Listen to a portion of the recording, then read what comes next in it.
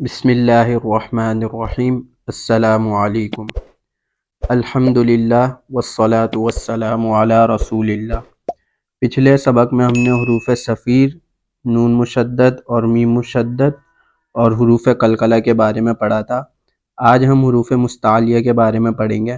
حروف مستعلیہ 7 ہیں: خ، صاد، ضاد، طاء، ظاء، غین، قاف۔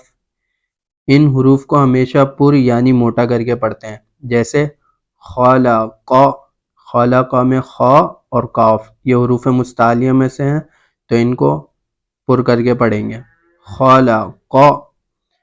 اس کے بعد جو ہے دوسرا قاعدہ وہ حرکات کا ہے، زبر، زیر، پیش، ان تینوں کو حرکات کہتے ہیں، اور جس حرف پر ان تینوں میں سے کوئی بھی حرکت ہو اسے بغیر کھینچے، بغیر جھٹکا دیے معروف پڑھا جائے گا۔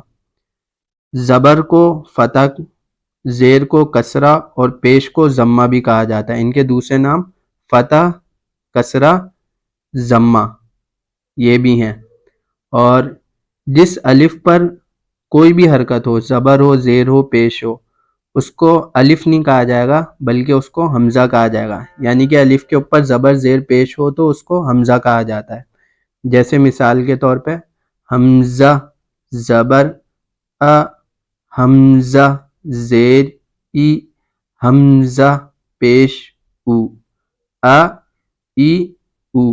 اب اس کو جھٹکا بھی نہیں دیا ہم نے اور کھینچا بھی نہیں، ا ای او اس طرح کھینچا بھی نہیں، ا ای او اس طرح جھٹکا بھی نہیں دیا، بلکہ کیسے پڑھا؟ بغیر جھٹکا دیے اور بغیر کھینچے معروف، ا ای او۔ عین زبر آ، عین زیر عی، عین پیش عو، آ عی عو، بغیر جھٹکا دیے، بغیر کھینچے، آ عی عو، آ عی عو، ا عی او اس طرح نہیں، آ عی عو۔ اب دوسرا قاعدہ حروف مدہ کا۔ حروف مدہ 3 ہیں: الف، واو، یا۔ الف سے پہلے زبر ہو تو الف مدہ ہوگا، واو ساکن ہو اور اس سے پیش ہو تو واو مدہ ہوگا، اور یا ساکن ہو اور اس سے پہلے والے حرف کے نیچے زیر ہو تو یا مدہ ہوگا۔ اور حروف مدہ کو ہمیشہ جب بھی یہ حروف مدہ ہوگا تو ہمیشہ ایک الف کے برابر کھینچ کر اس کو پڑھا جائے گا، جیسے قال، قیل، قو۔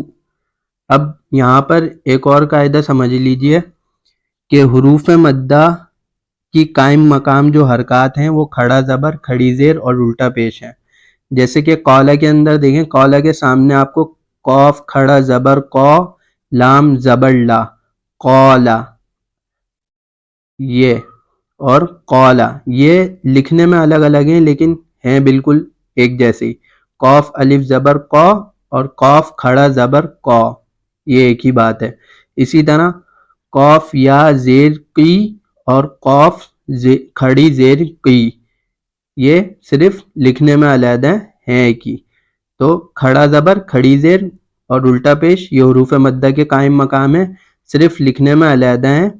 اس کو پڑھا اسی طرح جائے گا جس طرح حروف مدہ کو پڑھا جاتا ہے، یعنی کہ ایک الف کے برابر لمبا کھینچ کر پڑھیں گے، قال، قیل، اور قو، قاف واو پیش قو، قاف الٹا پیش قو۔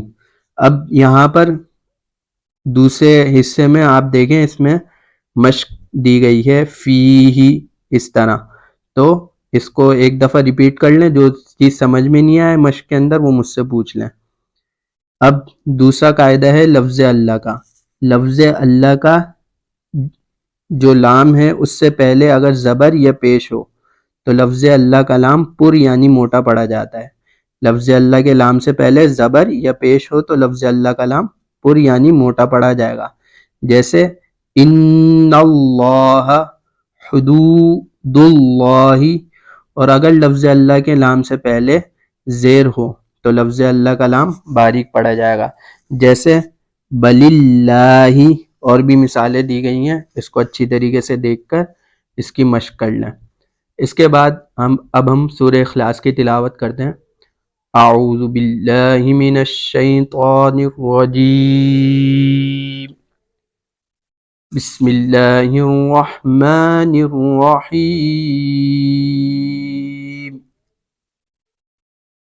قل هو اللہ احد، قاف، قل هو اللہ، قاف جو ہے حروف مستعلیہ سے ہے تو پر پڑا جائے گا۔ هو اللہ لفظ اللہ کے لام سے پہلے زبر ہے تو لفظ اللہ کا لام پر پڑا جائے گا۔ احد، دال جو ہے حروف قلقلہ میں سے ہے تو یہاں پر قلقلہ ہوگا۔